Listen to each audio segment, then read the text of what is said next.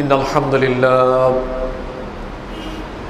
لله نحمده ونستعينه ونستغفره ونعوذ بالله من شرور أنفسنا ومن سيئات أعمالنا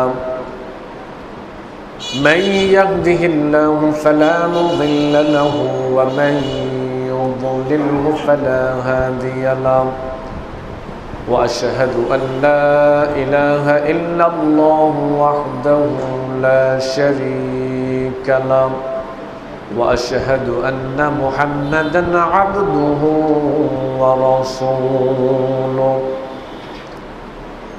أما بعد فإن خير الحديث كتاب الله وخير الهدي هدي محمد صلى الله عليه وسلم وشر الأمور محدثاتها وكل محدثة بدعة وكل بدعة ضلالة وكل ضلالة في النار فأعوذ بالله من الشيطان الرجيم بسم الله الرحمن الرحيم يا أيها الذين آمنوا اتقوا الله حق تقاته ولا تموتن إلا وأنتم مسلمون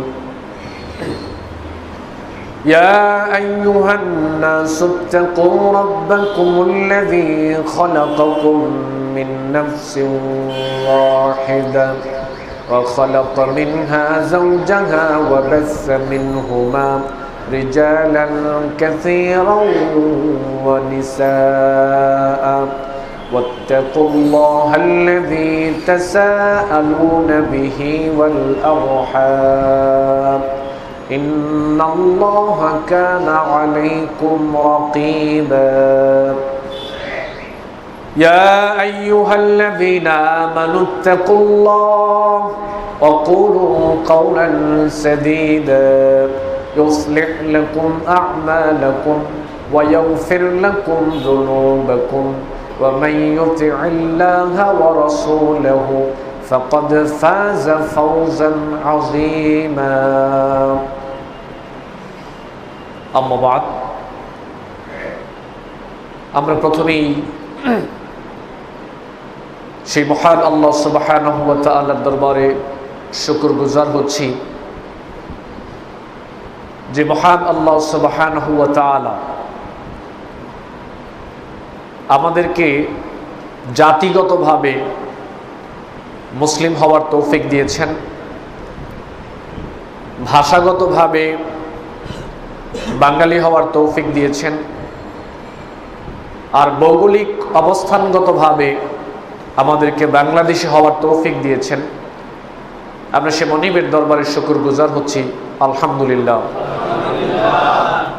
দরুদ এবং সালাম পেশ করছি বিশ্ব নবী মুহাম্মদুর রাসূলুল্লাহ সাল্লাল্লাহু আলাইহি ওয়াসাল্লামের প্রতি।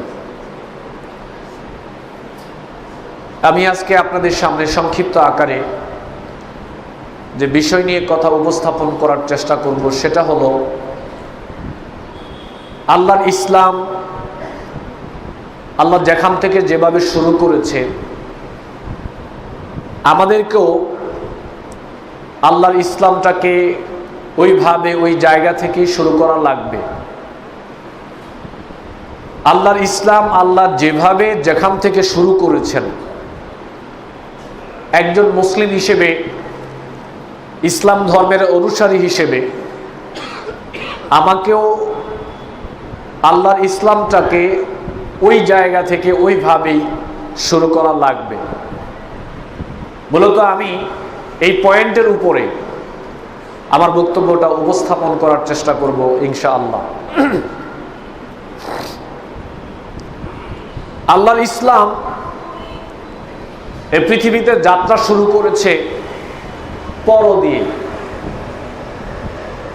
অর্থাৎ আল্লাহ বললেন যে ইকরা, পড়ো। এই পর মানে শুধু মুহাম্মদ সাল্লাল্লাহু আলাইহি ওয়াসাল্লামের মধ্যেই সীমাবদ্ধ থাকবে এই জন্য আল্লাহ সুবহানাহু ওয়া তাআলা এই আদেশ, এই অর্ডার করেন নাই। যারাই ইসলামে প্রবেশ করতে চাইবে, যারাই ইসলামকে গ্রহণ করতে চাইবে, যারাই নিজেকে ইসলামের বিধিবিধানের কাছে আত্মসমর্পণ করে দিতে চাইবে, তাদেরকে সর্বপ্রথম যেভাবে যাত্রাটা শুরু করা লাগবে সেটা হলো পড়ো দিয়ে, ইকরা, পড়ো। আল্লাহর ইসলাম পৃথিবীতে মুহাম্মদ সাল্লাল্লাহু আলাইহি ওয়াসাল্লামের কাছে যেভাবে প্রথম এসেছে সেটা হলো এই আয়াত দিয়ে আল্লাহ রাব্বুল আলামিন ইসলামের প্রাথমিক কাজটাকে মুহাম্মদ সাল্লাল্লাহু আলাইহি সাল্লামের উপরে দিয়ে দিলেন। এবার আমরা পড়ব। এই পড়াটা আবার দুই ধরনের। একটা পড়া হলো মানুষ সবাই পড়ে, কম বেশি সবাই পড়ে। ইসলাম ধর্মের অনুসারী যারা ওরাও পড়ে, যারা অনুসরণ করে না ওরাও পড়ে, যারা অন্য ধর্মের অনুসারী ওরাও পড়ে, যারা ইসলামকে মানার চেষ্টা করে ওরাও পড়ে, যারা ইসলামকে মানার চেষ্টা করে না ওরাও পড়ে। তাহলে এই পড়া দ্বারা আল্লাহ রাব্বুল আলামিন কি বুঝিয়েছেন? পড়াটা মূলত দুই প্রকারের। একটা পড়া হলো যেটা মানুষ শুধুমাত্র দুনিয়ার জন্য পড়ে, আমরা যেটাকে শুধুমাত্র দুনিয়াকে কেন্দ্র করে পড়ালেখা করি, শুধু দুনিয়াবি প্রয়োজনে, এটা একটা পড়া। আর আরেকটা পড়া হলো যেই পড়াটা মানুষের দুনিয়াতে উপকার দিবে, পাশাপাশি এই পড়াটা তাকে পরকালেও উপকার দিবে। একটা পড়া হলো যেটা শুধুমাত্র দুনিয়াতেই আমাকে উপকৃত করবে, দুনিয়ার প্রয়োজনে, দুনিয়ার তাগিদে একটা পড়াশোনা আমরা সবাই কম বেশি করি। আর আরেকটা পড়াশোনা হলো যেটার মূল টার্গেট হবে পরকাল, পাশাপাশি বোনাস হিসেবে আল্লাহ রাব্বুল আলামিন আমাদেরকে দুনিয়াতেও উপকার দিবেন। যেমন একটা লোক এখানে একটা বিল্ডিং করলো, এই বিল্ডিং এর এই জায়গায় একটা জানালা রাখলেন। ওনার উদ্দেশ্য হলো এই জানালা দিয়ে বাতাস আসবে আর উনি আরামে ঘুমাবেন, এটা হলো ওনার উদ্দেশ্য।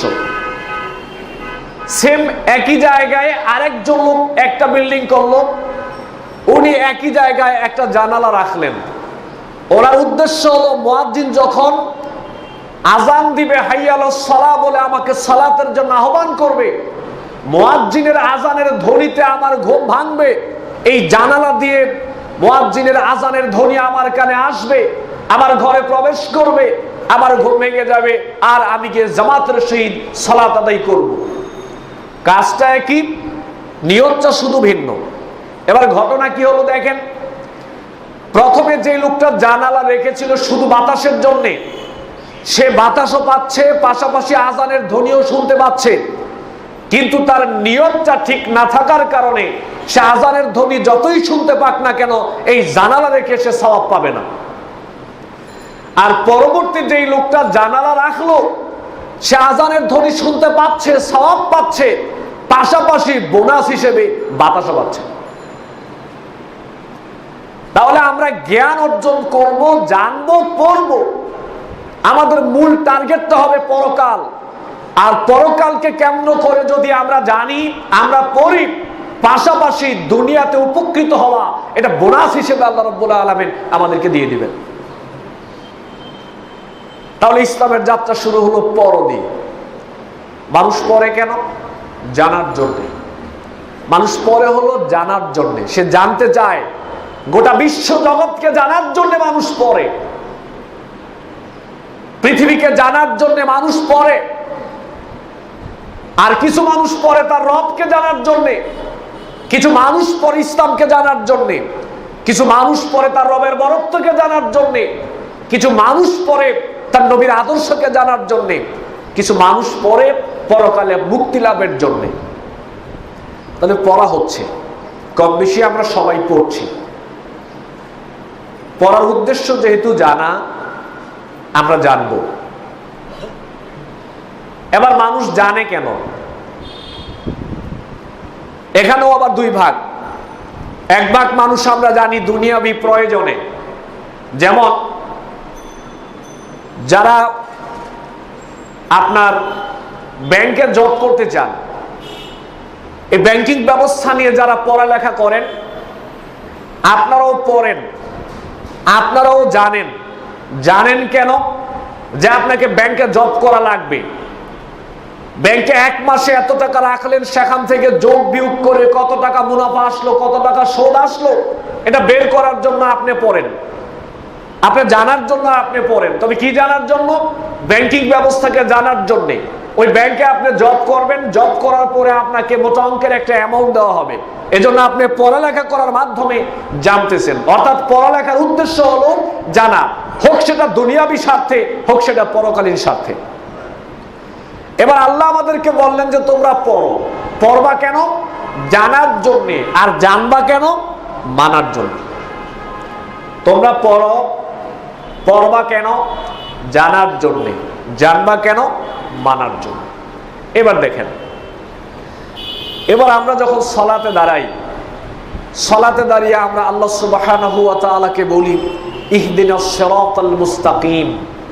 আল্লাহকে বলি যে রব্বুল আলামিন, আপনি আমাদেরকে সিরাতে মুস্তাকিমের পথ দেখান, আমাকে হেদায়েতের পথ দেখান, আমাকে জান্নাতের পথ দেখান, আমাকে সরল সঠিক পথ, ইস্তেকামাতের পথ যেটা, আপনি আমাকে সেটা দেখান। এটা কন্টিনিউ দৈনিক 5 বার আল্লাহ সুবহানাহু ওয়া তাআলার কাছে আমরা এই দোয়া করি। এবার আল্লাহর কাছে এত বিনয়ের সহিত, ভয়ের সহিত আল্লাহকে বলছি যে আমাকে হেদায়েত দেন, আমাকে হেদায়েতের পথ দেখান।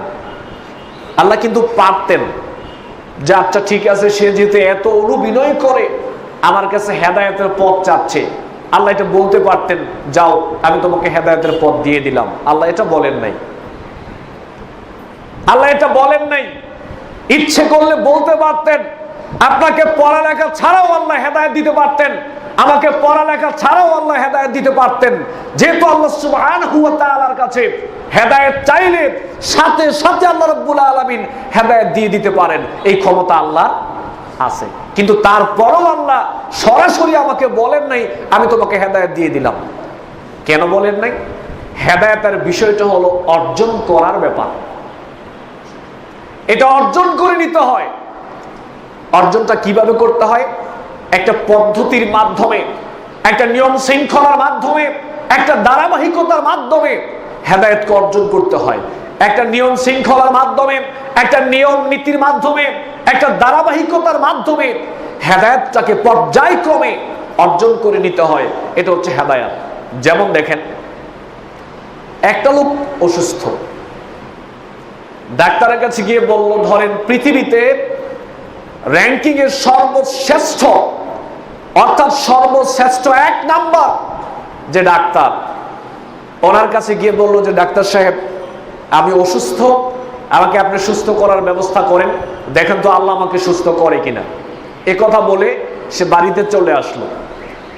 আসার পরে ওয়াইফ জিজ্ঞেস করলো যে আপনি কি ডাক্তারের কাছে গিয়েছিলেন, বা তুমি কি ডাক্তারের কাছে গিয়েছিলে?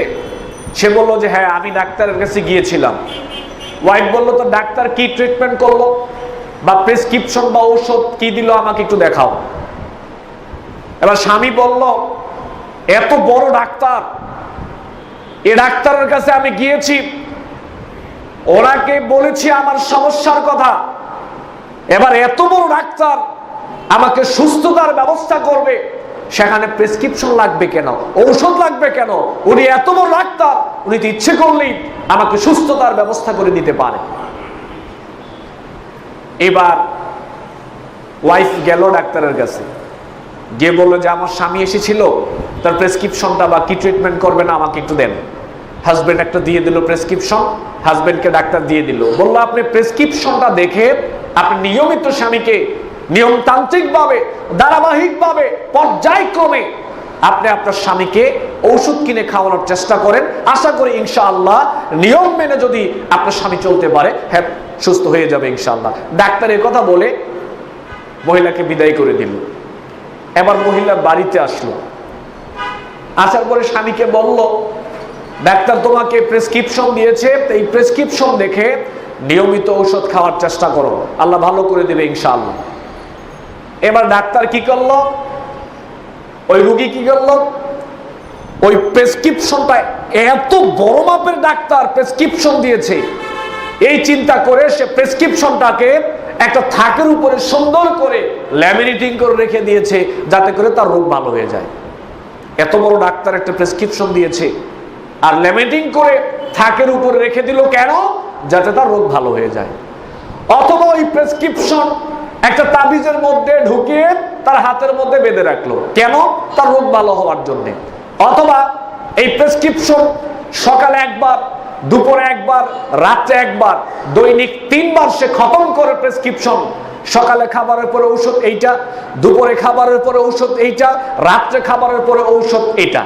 এভাবে সেই প্রেসক্রিপশনকে দৈনিক 3 বার খতম করে রোগ ভালো হওয়ার জন্য। অথবা এই প্রেসক্রিপশন সে দৈনিক কয়েক হাজার বার চুমু দেয় তার রোগ ভালো হওয়ার জন্য।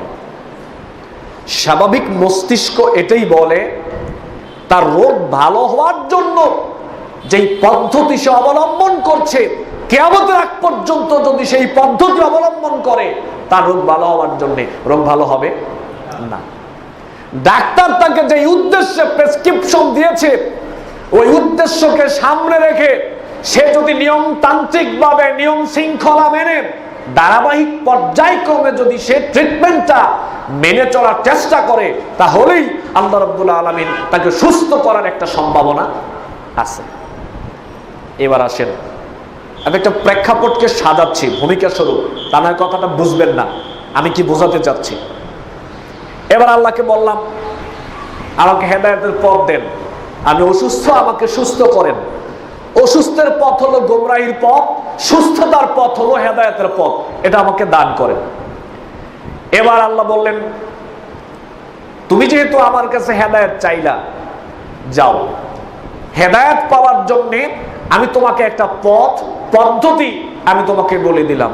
যালিকাল কিতাব লা রাইবা ফীহি হুদাল লিল মুত্তাকিন। এটাও তোমাকে একটা প্রেসক্রিপশন দিলাম, একটা কিতাব দিলাম। যারা হেদায়েত পেতে চায়, যারা সঠিক পথ পেতে চায়, যারা জান্নাতের পথ পেতে চায়, এই কিতাব হলো তাদের জন্য গাইডলাইন, এই কিতাব হলো তাদের প্রেসক্রিপশন। এই কিতাব তাদেরকে পথ দেখাবে সুস্থতার, এই কিতাব তাদেরকে পথ দেখাবে হেদায়েতের। নাও তোমাকে একটা কিতাব দিয়ে দিলাম, প্রেসক্রিপশন দিয়ে দিলাম। এবার ওই রোগীর মতো আমরাও তো রোগী, সে শারীরিক রোগী, আমরা আত্মিক অন্তর্গতভাবে রোগী, আমরা গোমরাহির দিক দিয়ে রোগী, সে শারীরিক ভাবে রোগী, আমরা গোমরাহির দিক দিয়ে আমরা রোগী। আমরা হেদায়েত পেয়ে সুস্থ হতে চাই আর সে শারীরিক ভাবে সুস্থ হতে চায়। তাকে একটা প্রেসক্রিপশন দেওয়া হলো, আল্লাহ আমাকে একটা দিলেন। এবার আমি কি করছি? আমিও কোরআন থেকে হেদায়েত পাওয়ার জন্য ওই রোগী প্রেসক্রিপশনের সাথে যা আচরণ করেছিল আমিও কোরআনের সাথে একই আচরণ করছি। এটাকে বাড়িতে এনে থাকের উপর রেখে দিলাম কেন? হেদায়েত পাওয়ার জন্য, অর্থাৎ গোমরাহির পথ থেকে হেদায়েত পাওয়ার জন্য। অথবা এই কোরআনকে তাবিজে বেঁধে রাখলাম কেন? হেদায়েত পাওয়ার জন্য। অথবা এই কোরআনকে খতম করলাম কেন? হেদায়েত পাওয়ার জন্য। কোরআনে চুমু দিচ্ছি কেন? হেদায়েত পাওয়ার জন্য। তাহলে প্রেসক্রিপশনের সাথে রোগী যে আচরণ করেছে, ওই রোগীর দ্বারা যেমনি ভাবে প্রেসক্রিপশনের সাথে এরকম আচরণ করলে তার দ্বারা সুস্থ হওয়া সম্ভব নয়, কোরআনের সাথেও যদি কেউ এরকম আচরণ করে, কিয়ামতের আগ পর্যন্ত মানুষ কোরআনের সাথে এরকম আচরণ করতে পারবে, কিন্তু কোনদিন সে হেদায়েতের পথ পাবে না। এবার আসেন মূল পয়েন্ট, এটা সাজালাম ভূমিকাটাকে। এবার আল্লাহ বলেন পড়ো, আমরা পড়বো। কি পড়বো? পড়বো কেন? জানার জন্যে। জানবো কেন? মানার জন্যে। মানার মাধ্যমে হেদায়েত পাওয়া লাগবে। এবার পড়বো যে ওই কিতাব কোনটা? আল্লাহ বললেন যে ইহদিনাস সিরাতাল মুস্তাকিম, আমার কাছে যেহেতু চাইলা, নাও যালিকাল কিতাবু লা রাইবা ফীহি হুদাল লিল মুত্তাকিন। এবার তুমি পড়ো। কি পড়বা? এই কিতাব পড়ো। এবার আল্লাহ দিলেন যে কিতাব, এটা পড়ো। এইবার হলো মূল ঘটনা। আমরা সবাই তো হেদায়েত পেতে চাই। বাংলাদেশে যারা আছি বা গোটা ওয়ার্ল্ড ব্যাপী মানুষ যারা আছি, কম বেশি সবাই আমরা হেদায়েত পেতে চাই। আবার অনেকে মনে করি যে আমি হেদায়েত পেয়ে বসে আছি, হেদায়েতের আর দরকার নাই। অনেকে আমরা এরকম মনে করি। এবার আসেন, আমরা যারা মসজিদে এখানে উপস্থিত রয়েছি, আমরা কেউ হেদায়েতের পথে নাই ধরেন, ধরেন আমরা কেউ হেদায়েতের পথে নাই, আমরা হেদায়েত চাই। এবার আল্লাহর কাছে বললাম যে ইহদিনাস সিরাতাল মুস্তাকিম, হেদায়েত চাই। আল্লাহ বলল যে তুমি কোরআনের কাছে যাও। আমরা সবাই গেলাম কোরআনের কাছে, গিয়ে বললাম যে কোরআন, আল্লাহর কাছে তো হেদায়েতের পথ চেয়েছি, আল্লাহর কাছে তো গোমরাহির পথ থেকে সুস্থতার পথে যাওয়ার জন্য আবেদন করেছি। কোরআন, আল্লাহ তো তোমার কাছে আসতে বলেছে হুদাল্লিল মুত্তাকিন, তুমি নাকি যেভাবে গাইডলাইন করবে ওইভাবে চললে নাকি হেদায়েত পাওয়া যাবে। আচ্ছা কোরআন বলো তো আমি এখন কি করতে পারি? কোরআন আমার কি করা লাগবে বলো।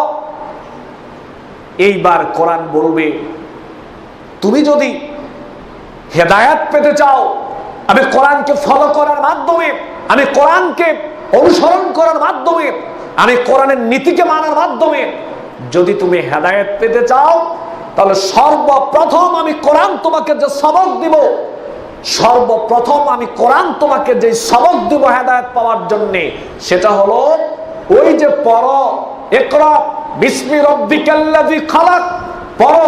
এই কথা বললাম কেন? ফালাম আন্নাহু লা ইলাহা ইল্লাল্লাহ। দেখেন কোরআনের প্রথম সবক, কোরআন বলছে পড়ো। পড়বা কেন? জানার জন্য। কি জানবা? ফালাম, জানো, আন্নাহু লা ইলাহা ইল্লাল্লাহ। এলো কোরআনের প্রথম সবক হেদায়েতের জন্য। আম জনতা সবাইকে কোরআন বলে দিল যদি কেউ হেদায়েত পেতে চাও তাহলে সর্বপ্রথম তুমি পড়বা কেন? জানার জন্য। আর জানবা কোরআনের সর্বপ্রথম আয়াত হলো সূরা মুহাম্মদের 19 নং আয়াত। এটা সম্পর্কে আগে জানো। ফালাম আন্নাহু লা ইলাহা ইল্লাল্লাহ, এটা জানো। পড়ার মাধ্যমে এটা জানো, জ্ঞান অর্জন করো যে আল্লাহ ছাড়া সত্যিকার অর্থে অন্য কোনো ইলাহা, অন্য কোনো মাবুদ নেই। এবার আসেন, এই যে ছোট্ট একটা কালেমা,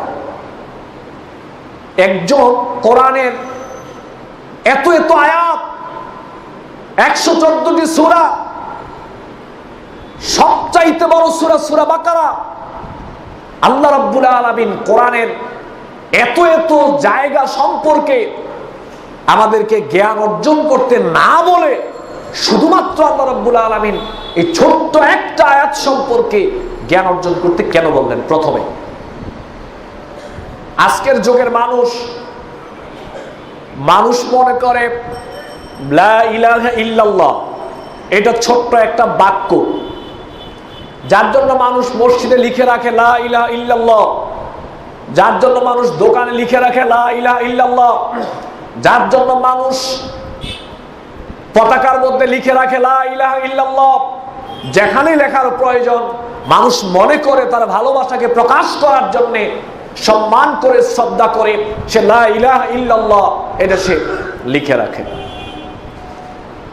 এই মসজিদ, এই মাদ্রাসা, এ আপনার দোকান, এ আপনার বাড়ি, এ আপনার পতাকা, এ আপনার কিতাব, শুধুমাত্র লা ইলাহা ইল্লাল্লাহ এটা পৃথিবীতে এভাবে লেখনির মাধ্যমে, জবানের মাধ্যমে পড়ে থাকার জন্য আল্লাহ রাব্বুল আলামিন এই কালেমা সম্পর্কে জানার কথা বলেন নাই। আল্লাহ রাব্বুল আলামিনের মূল উদ্দেশ্য হলো এই কালেমা সম্পর্কে জানো। এই কারণে এই কালেমা পৃথিবীতে আগমন করেছে, শুধু এই কারণে গোটা পৃথিবী রাজত্ব করবে এই কালেমা। গোটা পৃথিবী, বাংলাদেশ বলি নেই, পুরা পৃথিবীতে রাজত্ব করবে কালেমা। গোটা পৃথিবীর মানুষ সবাই এই কালেমাকে মেনে চলবে, লা ইলাহা ইল্লাল্লাহ এটাকে মেনে চলবে। এই জন্য পৃথিবীতে কালেমা আগমন করেছে। এবার এই কালেমার প্রতি বিশ্বাস করার মাধ্যমে আমরা ঈমান আনয়ন করব আল্লাহর প্রতি। এজন্য আল্লাহ রাব্বুল আলামিন সর্বপ্রথম বললেন তুমি ঈমান আনয়ন করবা। ঈমান আনয়ন করার পূর্বে তোমার কাজ হলো যেই কালেমার উপরে বিশ্বাস করার মাধ্যমে তুমি ঈমান আনয়ন করবা, ওই কালেমার সম্পর্কে আগে একটু জেনে নাও। ঈমান আনয়ন করার পূর্বে আগে একটু জেনে নাও। কেন জানার কথাটা আসলো দেখেন। এক বেচারা ধরেন বিয়ে করবে, বিয়ে করার 20 মিনিট পূর্বে সব কমপ্লিট, কাজে উপস্থিত, মেয়ের গার্জিয়ান, ছেলের গার্জিয়ান উপস্থিত, আর মাত্র 20 মিনিট বাকি, ওরা দুইজন বিবাহ বন্ধনে আবদ্ধ হবে। ঠিক এই মুহূর্তে ধরেন ছেলের বন্ধু ছেলেকে ফোন দিয়ে বলল, তুমি যে মেয়েকে বিবাহ করতে যাচ্ছ, ছেলে, এই উদাহরণটা পরের ক্ষেত্রে আসবে, এক্ষেত্রে উদাহরণটা হলো গ্রামের একটা ছেলে থাকে শহরে, সে বিয়ে করেছে। ধরেন বিয়ে করার পরে ওই বাসর রাত্রেই সে ঢাকা চলে এসেছে বউকে গ্রামে রেখে। এবার সে আর তার বউকে ফোন করে না, কথাবার্তা বলে না, খাবার দাবারের ব্যবস্থা করে না, কাপড় চোপড়ের ব্যবস্থা করে না, তার হক আদায় করে না। এভাবে একদিন চলে গেল, 2 দিন চলে গেল, 3 দিন চলে গেল, স্বামী আর তার খোঁজ খবর নেয় না, কথাবার্তা বলে না, অসুস্থ হলে চিকিৎসা করে না, বাপের বাড়ি নিয়ে যাবে কোনো খোঁজ খবর নেই। অর্থাৎ তার বউয়ের সাথে তার কোনো সম্পর্কই নেই, বরং উল্টো সে আরো ঢাকাতে অন্যান্য মেয়ে নিয়ে ঘোরাফেরা করে, রাত্রি যাপন করে। এই খবর মেয়ে তার বাপের কাছে বলল। বাপ তৎক্ষণাৎ ছেলের বাড়িতে এসে ছেলের বাপকে বলল যে ভাইজান ঘটনা নাকি এই। বললো যে হ্যাঁ আসলে ঘটনা এই। বললো আপনার ছেলেকে ফোন করেন এখন গ্রামে আসার জন্যে। ছেলেকে ফোন করার পরে ছেলে গ্রামে আসলো। আসার পরে ছেলের বাপ জিজ্ঞেস করলো, মেয়ে তোমার সম্পর্কে যা বলেছে তা কি সত্য? বললো কি বলেছে? বললো মেয়ে তোমার সম্পর্কে বলেছে তুমি নাকি যেদিন বিবাহ হয়েছে ওই দিন থেকে শুরু করে আজ পর্যন্ত তুমি একদিন মেয়ের হক আদায় করো নাই, মেয়ের কাপড় চোপড়ের ব্যবস্থা করো নাই, খাবার দাবারের ব্যবস্থা করো নাই, অসুস্থ হলে চিকিৎসা করো নাই, মেয়ের সাথে তুমি কোনো কথাবার্তা বলো নাই, উল্টো নাকি তুমি আরো ঢাকাতে মেয়ে নিয়ে ঘোরাফেরা করো, কথা কি সত্য? ছেলে বললো যে হ্যাঁ, মেয়ে আমার সম্পর্কে যা বলেছে তার সবই সত্য। এবার ছেলের বাপ বলল, মেয়ের বাপ বলল এরকম তো হওয়ার কথা ছিল না, তুমি মেয়েকে বিবাহ করেছো, আর একজন মেয়েকে বিবাহ করার পরে মেয়ের সাথে তো এরকম আচরণ করা এটা তো শোভনীয় নয়, এটা তো কাম্য নয়, তুমি এরকম কেন করলা? এবার ছেলে বলল যে বাবা দেখেন, আমি যখন বিবাহ করি ওই বিবাহের আসরে আমি তো আপনাদের কাউকেই এই কথা বলি নাই যে আমি মেয়ের হক আদায় করব। আমি তো বিবাহের বৈঠকে কাউকে এই কথা বলি নাই যে মেয়েকে আমি কাপড় চোপড় কিনে দিব। আমি তো বিবাহের বৈঠকে কাউকে এই কথা বলি নাই যে আমি বাজার সদাই করে দিব, আমি মেয়ের দেখাশোনা করব, অসুস্থ হলে চিকিৎসা করব, বাপের বাড়ি নিয়ে যাব, ঢাকায় অন্যান্য মেয়ে নিয়ে আমি ঘোরাফেরা করব না। আমি তো বিবাহের সময় আপনাদেরকে এই কথা বলি নাই, আমি তো শুধু বলেছিলাম কবুল, আমি তো অন্যটা বলি নাই। যদিও কবুল বলার চাইতে ইসলামের সংস্কৃতি হলো আলহামদুলিল্লাহ বলে সেটাকে গ্রহণ করে নেবে, আরবি শব্দটা হলো কবুল। আমি তো আর কিছুই বলি নাই, আমি শুধু বলেছিলাম কবুল। এবার ছেলের বাপ বললো যে আরে আমি আমার কোন ছেলেকে বিবাহ করাইলাম, আমার ছেলে দেখি বিবাহ মানে কি এটাই বুঝে না, আমি এর কি বিবাহ করাইলাম।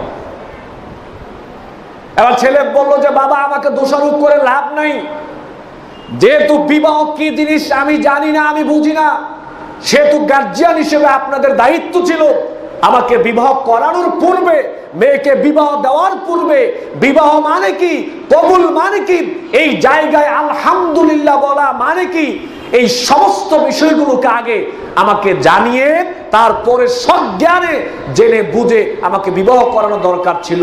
যদি এইটা করতে পারতেন তাহলে আজকে আমার দ্বারা এরকম হতো না। আল্লাহর বক্তব্য হলো আমি আল্লাহকে গ্রহণ করতে চাচ্ছ, আমি আল্লাহর সাথে সম্পর্ক করতে চাচ্ছ, ঈমানের আনুগত্যের সম্পর্ক।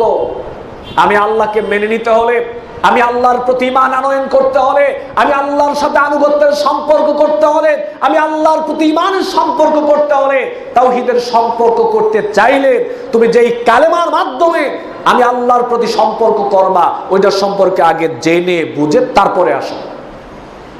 যদি জেনে বুঝে না যাই তাহলে ঈমান আনয়ন করার পরও দেখবেন আমাদের দ্বারা কাজ হবে শুধু কালেমার বিপরীত। ওই যে কালেমার সম্পর্কে জানি না, এর প্রতি ঈমান আনয়ন করার মানে কি? এজন্য আগে আল্লাহ বললেন যে ফালাম আন্নাহু লা ইলাহা ইল্লাল্লাহ, এটা সম্পর্কে আগে তোমরা জেনে বুঝে তারপরে আসো। এবার আসেন, হেদায়েত কিন্তু এখনো কেউ পাই নাই। হেদায়েত পাওয়ার জন্য আল্লাহর ইসলাম আল্লাহ কিভাবে শুরু করেছে আমরা সেদিকে মুভ করছি, যাচ্ছি। এবার আমরা জানবো লা ইলাহা ইল্লাল্লাহ সম্পর্কে। এখানে দুইটা অংশ, একটা হচ্ছে লা ইলাহা আর একটা হচ্ছে ইল্লাল্লাহ। আগেরটা হচ্ছে লা ইলাহা নেগেটিভ সূচক একটা অংশ, পরেরটা হচ্ছে ইল্লাল্লাহ, এটা হলো পজিটিভ সূচক একটা অংশ। আগেরটা হলো বর্জনযোগ্য, পরেরটা হলো গ্রহণযোগ্য। আগের অংশটা হলো বর্জনযোগ্য, এর পরের অংশটা হলো গ্রহণযোগ্য। তার মানে কালেমাকেও আল্লাহ দুইটা অংশে ভাগ করেছেন, লা ইলাহা ইল্লাল্লাহ। আল্লাহর বক্তব্য হলো আমি আল্লাহকে গ্রহণ করতে চাইলে আগে তোমাকে কিছু না কিছু বর্জন করে আসা লাগবে। বর্জনের কথাটা আসলো কেন? এবার ওই উদাহরণটা, ছেলের বন্ধু ছেলেকে ফোন করে বলল যে বন্ধু তুমি যে মেয়েকে বিবাহ করতে যাচ্ছ এই মেয়ের কিন্তু এখন রানিং 8-10টা ছেলের সাথে অবৈধ সম্পর্ক এখন আছে। এবার ছেলে বলল তোমার কাছে কোনো প্রমাণ আছে? বলল যে হ্যাঁ আমার কাছে প্রমাণ আছে। এবার বন্ধু এনে তার কাছে প্রমাণ দিল, সে ভিডিও ফুটেজ লাইভ দেখলো, দেখার পরে সে ঘোষণা দিল এই বিবাহ বন্ধ, বিবাহ হবে না, বিবাহ বাতিল। ছেলে চলে যাচ্ছে। মেয়ের বাপ বলল যে বাবা বিবাহ বন্ধ কেন? তুমি আমার মান সম্মান নষ্ট করতে যাচ্ছ কেন? আমার কি অপরাধ? ছেলে বলল যে দেখেন আপনার মেয়েকে আমি বিবাহ করতে যাচ্ছি, এই মুহূর্তে আমি যা প্রমাণ পাইলাম আপনার মেয়ের এখনো 8-10টা ছেলের সাথে অবৈধ সম্পর্ক আছে। যদি বিশ্বাস না হয় আপনি মেয়েকে জিজ্ঞেস করেন। এবার মেয়ের বাপ মেয়েকে জিজ্ঞেস করলো ছেলে তোমার সম্পর্কে যা বলেছে কথা কি সত্য? এবার মেয়ে বলল যে হ্যাঁ ছেলে আমার সম্পর্কে যা বলেছে কথা সত্য, আমার এখনো 8-10টা ছেলের সাথে অবৈধ সম্পর্ক আছে, এটা সত্য কথা। এবার ছেলে চলে যাচ্ছে, বিবাহ হবে না। মেয়ের বাপ গিয়ে ছেলের হাতে পায়ে ধরে বলল যে বাবা তুমি বিবাহ করো, বিবাহ না করলে আমার মান সম্মান থাকবে না, আমি সমাজে মুখ দেখাতে পারবো না। অনেক অনুবিনয় করে তারপরে ছেলেকে রাজি করালো। এবার ছেলে বলল আপনার মেয়েকে আমি বিবাহ করতে পারি একটা শর্তে, সেই শর্তটা হলো এই মুহূর্তে আপনার মেয়েকে 8-10টা ছেলের সাথে যে অবৈধ সম্পর্ক আছে ওই অবৈধ সম্পর্কগুলোকে এই মুহূর্তে বর্জন করতে হবে, কবর দিতে হবে। যদি আপনার মেয়ে এই শর্ত পূরণ করতে পারে, তাদেরকে আগে বর্জন করতে পারে, তাহলে আমি আপনার মেয়েকে বৈধ সম্পর্ক ভিত্তিতে আপনার মেয়েকে আমি গ্রহণ করব।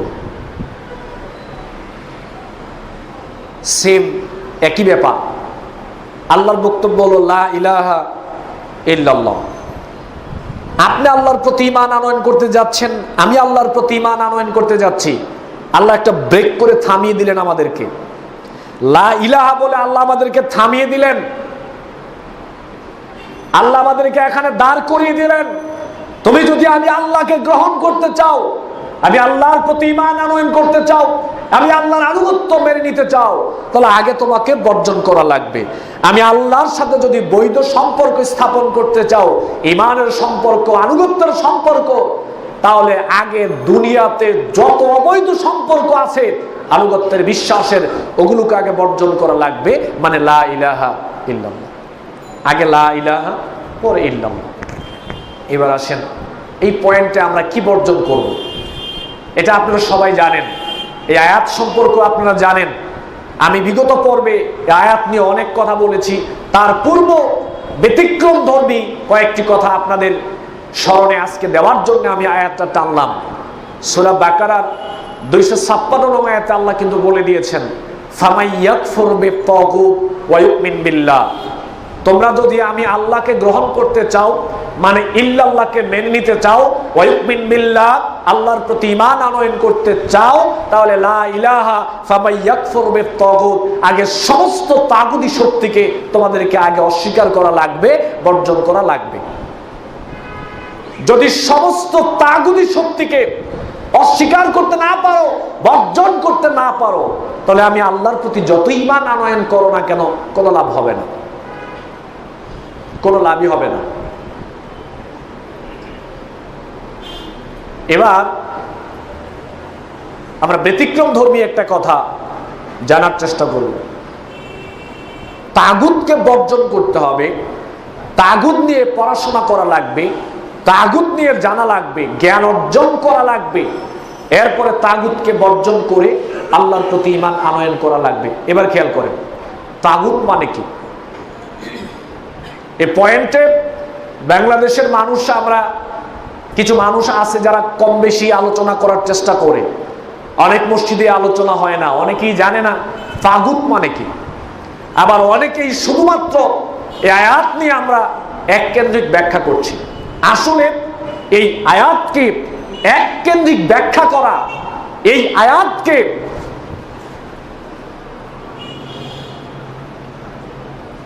কি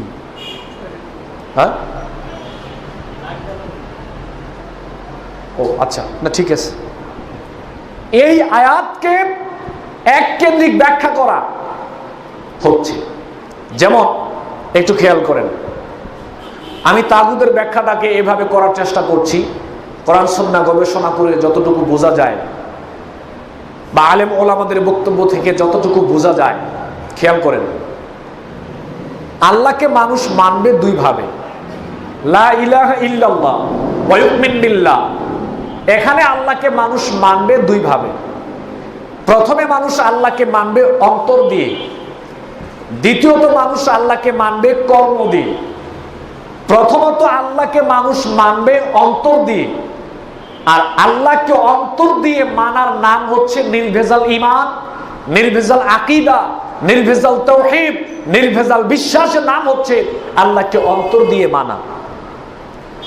এরপরে মানুষ আল্লাহকে কর্ম দিয়ে মানবে, আল্লাহর তরিকা অনুযায়ী, আল্লাহর নিয়ম নীতি অনুযায়ী, আল্লাহর বিধিবিধান অনুযায়ী, আল্লাহর আইন অনুযায়ী মানুষ চলবে জীবনের সব ক্ষেত্রে। কিন্তু আগে হচ্ছে মানুষ আল্লাহকে অন্তর দিয়ে মানবে। এবার তাগুদের পরিচয়টা বের হবে। প্রথমত আল্লাহকে অন্তর দিয়ে মানতে গেলে যারা বাধা হয়ে দাঁড়ায়, নির্ভেজাল ঈমানের অধিকারী হতে গেলে, নির্ভেজাল তাওহীদের অধিকারী হতে গেলে, নির্ভেজাল আকীদার অধিকারী হতে গেলে যারা বাধা হয়ে দাঁড়ায়, ওইটা যদি ব্যক্তি হয় তো ব্যক্তি তাগুত, ওটা যদি বস্তু হয় তো বস্তুও তাগুত। কথা একটু বোঝার চেষ্টা করেন, পরিষ্কার হয়ে যাবে কথাগুলো। আমি কয়েকটা পয়েন্ট শুধু আপনাদের সামনে টানবো। যদি ব্যক্তি হয় তো ব্যক্তি তাগুত, যদি বস্তু হয় তো বস্তুও তাগুত। তাগুত বলতে শুধুমাত্র নির্দিষ্ট কোন দল, নির্দিষ্ট কোন ব্যক্তি, নির্দিষ্ট কোন জনগোষ্ঠীকে তাগুত হিসেবে ব্যাখ্যা করা যাবে না। তাগুত দুই প্রকার, এক যারা অন্তর্গতভাবে আল্লাহকে মানতে বাধা দেয়, আর যারা কর্মগতভাবে বিধিবিধানগতভাবে আল্লাহকে মানতে বাধা দেয়, উভয় প্রকারই তাগুত। এবার দেখেন কয়েকটা পয়েন্ট তুলে ধরছি। আমি হাতের মধ্যে একটা সুতা ব্যবহার করলাম, একটা তাগা বলেন, একটা বালা বলেন, একটা তাবিজ বলেন, যে কোনো কিছুই বলেন না কেন আমি ব্যবহার করলাম। কেন ব্যবহার করলাম? এটার পিছনে একটা বিশ্বাস কাজ করতেছে, যে বিশ্বাস নিয়ে হাতের মধ্যে আমি তাগা, বালা, সুতা বা তাবিজ ইউজ করলাম। বিশ্বাসটা কি? হয়তোবা হাতের মধ্যে যদি এই জিনিসগুলো আমার হাতে থাকে তাহলে আমার কোনো সমস্যা হবে না, বিপদ আপদ হবে না। অথবা আমি অসুস্থ, তাবিজ হাতে ব্যবহার করলে, বালা ব্যবহার করলে, টাকা ব্যবহার করলে আমি সুস্থ হয়ে যাব। এই নিয়তে তাবিজের উপর এই বিশ্বাস করে যদি কেউ হাতের মধ্যে তাবিজ দেয়, তাগা, বালা, সুতা দেয়, তাহলে প্রথমত এই তাবিজ, এই বালা, এই সুতা ওরা তাগুত। এই তাবিজও তাগুত, এই বালাও তাগুত, এই সুতাও তাগুত। কারণ এই বিশ্বাসগুলো জড়িত ছিল আল্লাহর সাথে। এটা ইমানিয়াতের ব্যাপার, এটা আকীদার ব্যাপার, এটা বিশ্বাসের ব্যাপার। কিন্তু তাবিজের উপরে, তাগার উপরে, বালার উপরে বিশ্বাস আসার কারণে আল্লাহর উপর থেকে বিশ্বাস উঠে গেল, অথবা আল্লাহর সাথে বিশ্বাসের ক্ষেত্রে আমি শরীক করে ফেললাম, এজন্য এগুলো তাগুত। এবার দ্বিতীয় পয়েন্ট, ডাস্টবিনে একটা তাবিজ পড়ে আছে, সুতা, বালা পড়ে আছে।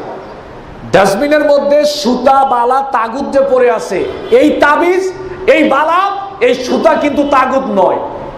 তাগুত হবে কখন? যখন ওই ডাস্টবিনের তাবিজের উপরে বিশ্বাস করে, ওই বালা ওই সুতার উপরে বিশ্বাস করে যখন আপনি হাতে লাগাবেন, তখন ওইটা তাগুদ হবে। যখন ওইটার সাথে একটা বিশ্বাস কাজ করবে, যে এই বিশ্বাসটা জড়িত হলো শুধুমাত্র আল্লাহর সাথে। সুতা বালা তাগুদ আল্লাহকে অন্তর দিয়ে মানতে বাধা দিচ্ছে, প্রতিবন্ধক হয়ে এসে দাঁড়িয়েছে। এবার আমি আর আপনি তো হাতের মধ্যে সুতা বালা তাগুদ তাবিজ এগুলো তো আমি লাগাই নাই, যে কেউ তো আমাকে বলে দিয়েছে। যে কোনো আলেম বলেন, যে কোনো হুজুর বলেন, যে কোনো পীর সাহেব বলেন, যে কোনো দরবার বলেন, কেউ না কেউ আপনাকে আমাকে বলে দিয়েছে, যার জন্য আমি এটা ব্যবহার করছি। প্রথমত এ বালা এ তাবিজ এই সুতা তো তাগুদি, যে হুজুর বা যে আলেম যে বক্তা বা যে কেউ আপনাকে বলে দিয়েছে এটা লাগানোর জন্য, উনি সহ তাগুদ। কথা ভালো করে বোঝার চেষ্টা করা লাগবে। হেদায়েত পাওয়ার জন্য স্টেপ বাই স্টেপ ধারাবাহিকতার সহিত আমাদেরকে আগাতে হবে। আজকের সমাজের মানুষগুলো মনে করে দাড়ি টুপি পায়জামা পাঞ্জাবি জুব্বা পাগড়ি থাকলেই মনে হয় যে লোকটা হেদায়েতের পথে আছে। আসলে নাই। লেবাস দিয়ে কখনোই মানুষকে মূল্যায়ন করা যাবে না লোকটা হেদায়েতের পথে আছে, লোকটা ইসলামের পথে আছে। এ কথা লেবাস দিয়ে মূল্যায়ন করা যাবে না। আমি শুধু পয়েন্টগুলো বলে যাচ্ছি, দলিল তো আপনারা জানেন অনেকে। এগুলো বাংলাদেশে এখন চলছে, একটা আংটি বাজারে বিক্রি হচ্ছে, টেলিভিশনে অ্যাড দেওয়া হচ্ছে, এই আংটি হাতে দিলে এরকম উপকার হয়, যাদের সন্তান হয় না সন্তান হবে, যারা বিপদে আছে বিপদ চলে যাবে, মাথা ব্যথা করলে মাথা ব্যথা ভালো হয়ে যাবে, মেধা শক্তি ভালো না থাকলে মেধা ভালো হয়ে যাবে, পরীক্ষা ভালো হবে, পড়ালেখায় মন বসবে, একটা ছেলে আরেকটার দিকে আকৃষ্ট হবে, চাকরি না হলে চাকরি হয়ে যাবে। অসংখ্য গুণাগুণ এ তাবিজের বলে বাজারে বিক্রি হচ্ছে, অথচ এই প্রত্যেকটা গুণাগুণ শুধুমাত্র আল্লাহর জন্য নির্ধারিত। কিন্তু তাবিজের প্রতি বিশ্বাস ঢুকে, এই আংটির প্রতি বিশ্বাস ঢুকে আজকে বাজারে আংটি বিক্রি করা হচ্ছে। এর জন্য যারা আংটির উপরে বিশ্বাস করে, এমনিতে আংটি তাগুদ নয়, যেই আংটির উপরে বিশ্বাস করে যখনই আংটিটাকে ইউজ করা হবে তখনই আংটিটা কি হবে? তাগুদ হবে। আর যে বাজারে বিক্রি করছে কথা বলে যে তাবিজ হাতে দিলে, আংটি হাতে ব্যবহার করলে এই সমস্যাগুলো দূর হয়ে যাবে, সে যত বড় বক্তা, যত বড় আলেম, যত বড় পীর সাহেব হোক না কেন, উনি যদি কথা বলে তো উনিও তাগুদ। কেন সে বাধা দিচ্ছে আল্লাহকে অন্তর দিয়ে মানতে? এবার দেখেন, আমি ঢুকলাম এক বাড়িতে, আমার এক বড় ভাইয়ের ছেলে হয়েছে, বললো যে তুমি এসে আমার ছেলের একটা নাম রেখে দিয়ে যাইবা। আমি 7 দিনের দিন গেলাম, ওনাকে নিয়ে গেলাম, গিয়ে দেখলাম যে বাচ্চার মাথার কাছে পুরাতন চামড়ার জুতা রেখে দিয়েছে। আমি বললাম যে ভাইজান, এই যে বাচ্চার মাথার কাছে পুরাতন চামড়ার জুতা রেখে দিলেন, কেন রাখলেন? বললো যে এটা আমি রাখি নাই, এটা বাচ্চার নানি রেখেছে। আমি বললাম যে একটু জিজ্ঞেস করেন কেন রেখেছে। এবার বাচ্চার নানিকে জিজ্ঞেস করার পরে বাচ্চার নানি বলল যে বাচ্চার মাথার কাছে যদি চামড়ার পুরাতন জুতা থাকে তাহলে বাচ্চার কোনো ক্ষয়ক্ষতি হবে না, কুলক্ষণ এরকম কোনো জয়ঝামেলা হবে না, যার জন্য বাচ্চার মাথার কাছে পুরাতন চামড়ার জুতা রেখে দিলাম। বাচ্চার ক্ষয়ক্ষতি হওয়া না হওয়া, লক্ষণ বলেন আর কুলক্ষণ বলেন, সমস্ত কিছু এগুলো আল্লাহর সাথে জড়িত। এটা ইমানিয়তের ব্যাপার, এটা আকীদার ব্যাপার, এটা বিশ্বাসের ব্যাপার। কিন্তু জুতার প্রতি বিশ্বাস করে যদি এই নিয়তে কেউ বাচ্চার মাথার কাছে পুরাতন চামড়ার জুতা হোক আর নতুন চামড়ার জুতা হোক, যে কোনো বস্তুই যদি এভাবে বাচ্চার মাথার কাছে এই বিশ্বাস করে রেখে দেওয়া হয় তাহলে বস্তুটা তাগুদ। দ্বিতীয় পয়েন্ট হলো, এ বাচ্চার মাথার কাছে জুতা রাখার জন্য তো বাচ্চার নানিকে আর অন্য কেউ বলে নাই, বলেছে তো আমরা হুজুর নেই। যে বলেছে সে হুজুর হোক আর না হোক, যে বলেছে বিশ্বাস করে জুতাটা আপনি এখানে রাখেন, যে বলেছে সেও তাগুদ। সে কি? তাগুদ। এবার দেখেন, আমি বর্তমান সময়ে দেখবেন বাজারে, আপনারা এটা জানেন, টিয়া পাখির মাধ্যমে মানুষের ভাগ্য গণনা করে আগামীকাল তারপরের দিন কি হবে না হবে এই সমস্ত বিষয়গুলো সে বলে দিতে পারে। এরকম ধরনের গণক রয়েছে, টিয়া পাখিও রয়েছে। কেউ টিয়া পাখির মাধ্যমে ভবিষ্যতের খবর জানতে চায়, কেউ গণকের মাধ্যমে ভবিষ্যতের খবর জানতে চায়। 1 সেকেন্ড পরে আমার কি হবে না হবে, 1 সেকেন্ড পরে আমার কি হবে না হবে এটা পৃথিবীর কোনো মানুষ আল্লাহ ছাড়া বলা সম্ভব নয়। এক সেকেন্ড, আগামীকাল তো পরের ব্যাপার, এক সেকেন্ড পরে আমার কি হবে না হবে এটা আল্লাহ ছাড়া কেউ জানে না। যদি জানতো তাহলে এরকম হতো না।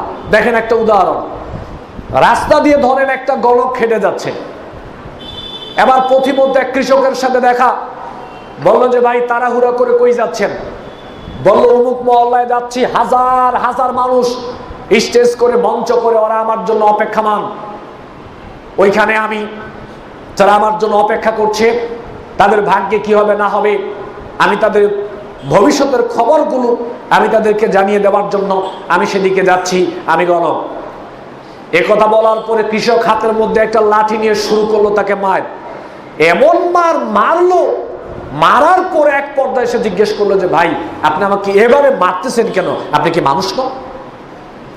বললো যে আমি তোমাকে মারতেছি এই কারণে তোমার বিবেক নাই, তোমার আকল নাই, তোমার জ্ঞান নাই, তোমার বুদ্ধি নাই, এজন্য আমি তোমাকে মারতেছি। বললো আমার যে আকল নাই, আমার বিবেক নাই, আমি মূর্খ, আমার জ্ঞান নাই, এটা বুঝলেন কি করে?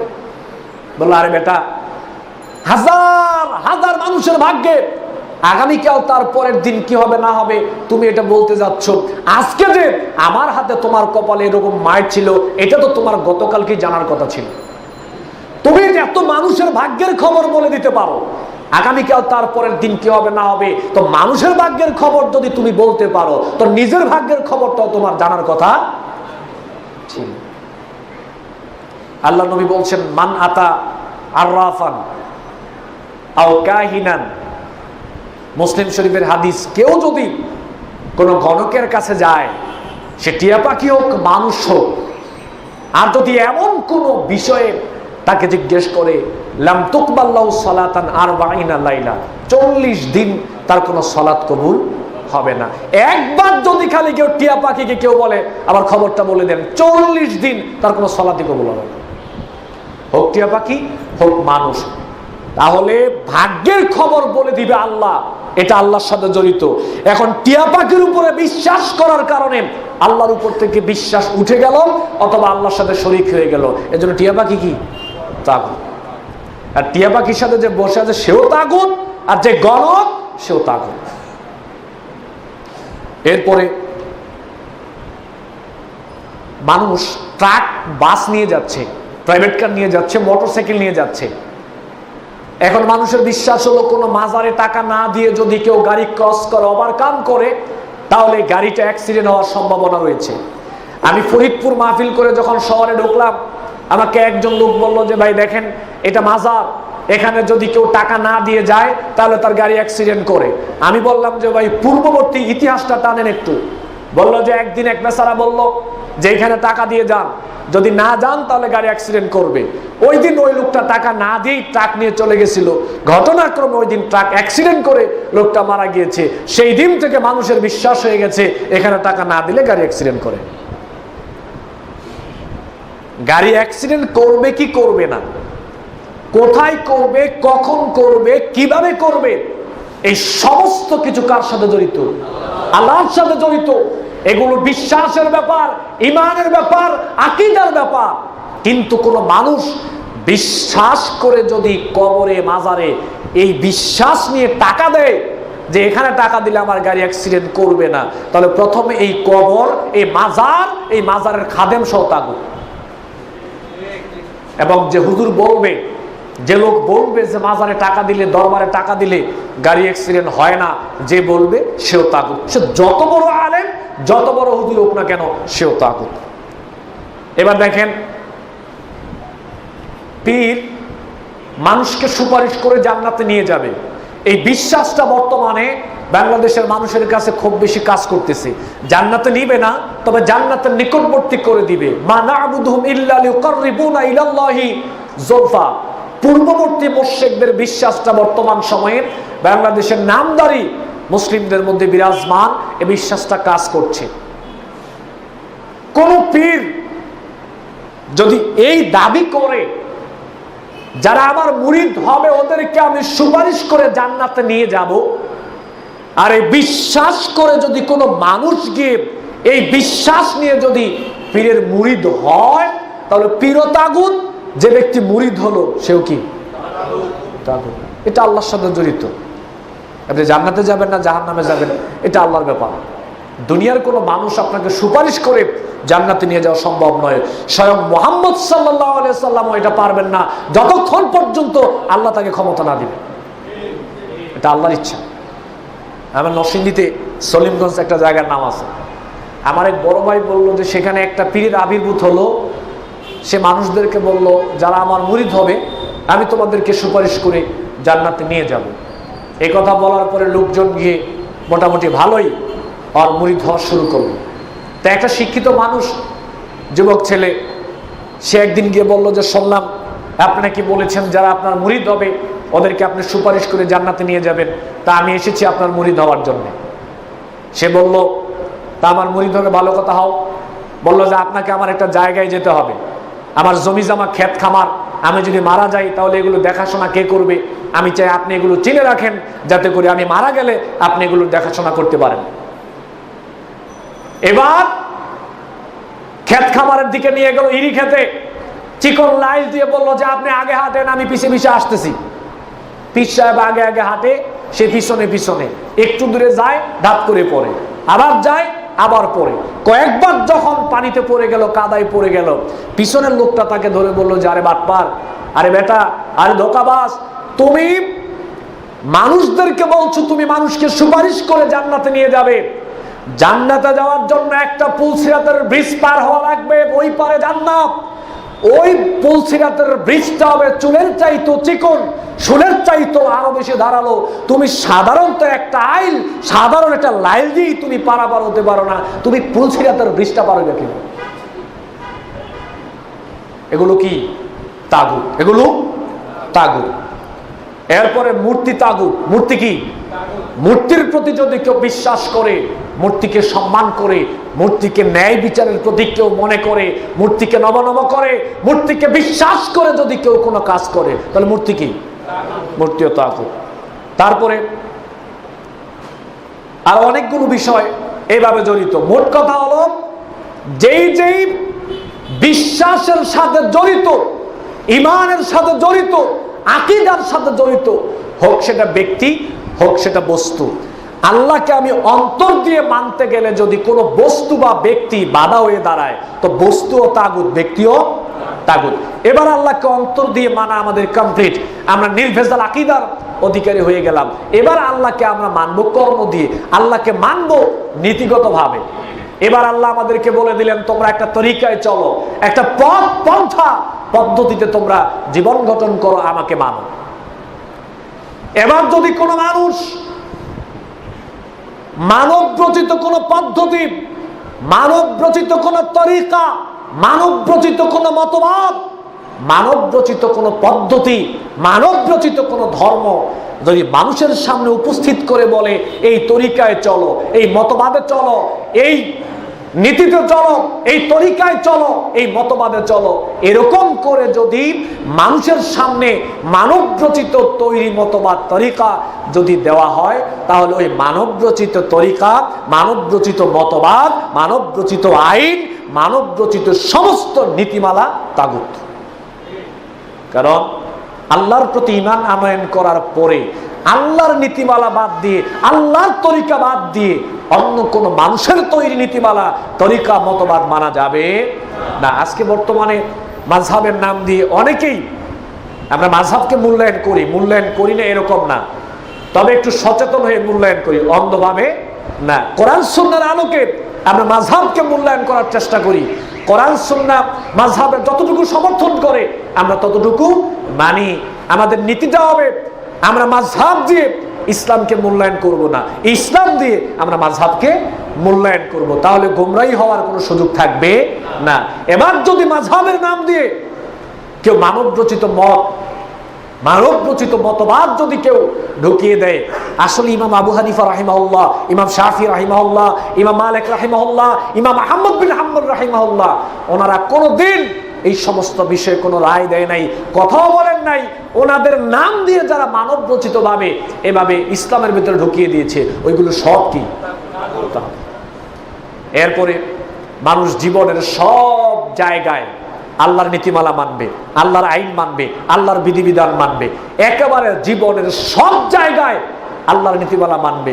এবার জীবনের সব জায়গায়, সমস্ত ক্ষেত্রে, সমস্ত সেক্টরে আল্লাহর গোলামি করতে গেলে, আল্লাহর নীতিমালা মানতে গেলে যদি কেউ বাধা হয়ে দাঁড়ায়, ওইটা আইন হলে আইন তাগুত, নীতিমালা হলে নীতিমালা তাগুত, আর ব্যক্তি হলে, এটা যদি আমি খতিব সাহেব হই, তা আমি ইমাম, আমি খতিব, আমি নিজেও যদি আপনাকে আল্লাহকে মানতে বাধা দিই, তাহলে আমিও তাগুত। সুতরাং এগুলো একটা বৃহৎ বিষয় ছিল, সময় সংক্ষিপ্ত থাকার কারণে আজকে বিষয়টা এখানেই শেষ করে দিচ্ছি। আল্লাহর ইসলাম আল্লাহ যেভাবে শুরু করেছেন আমাদেরকে সেভাবেই শুরু করা লাগবে। আল্লাহর ইসলাম শুধুমাত্র দাড়ি, টুপি, পায়জামা, পাঞ্জাবি, জুব্বা, পাগড়ি দিয়ে আল্লাহর ইসলাম শুরু হয় নাই। আল্লাহর ইসলামটা শুরু হয়েছে ইকরা, পড়ো দিয়ে। পড়বা কেন? জানার জন্যে। জানবা কেন? মানার জন্যে। আর মানার সর্বপ্রথম হলো আগে বর্জন করা, আগে বর্জন করা। আসেন আমরা সবাই মিলে অন্তর্গত তাগুত এবং কর্মগত তাগুত, হোক সেটা ব্যক্তি, হোক সেটা বস্তু, হোক সেটা নীতিমালা, হোক সেটা মতবাদ, হোক সেটা তরিকা, তাগুতের ভূমিকা যেই পালন করবে, আমরা তাগুতকে বর্জন করে এক আল্লাহ সুবহানাহু ওয়া তাআলার প্রতি ঈমান আনয়ন করার মাধ্যমে গোটা জীবনে সব ক্ষেত্রে যেন আমরা আল্লাহর গোলামি করতে পারি, আল্লাহর হুকুম করে, আল্লাহর হুকুম মেনে, আল্লাহর নীতিমালা মেনে পরিপূর্ণ একজন আল্লাহর গোলাম হয়ে আমরা যেন পরকালে পাড়ি জমাতে পারি। আল্লাহ আমাদের সবাইকে তৌফিক দান করেন, আমিন।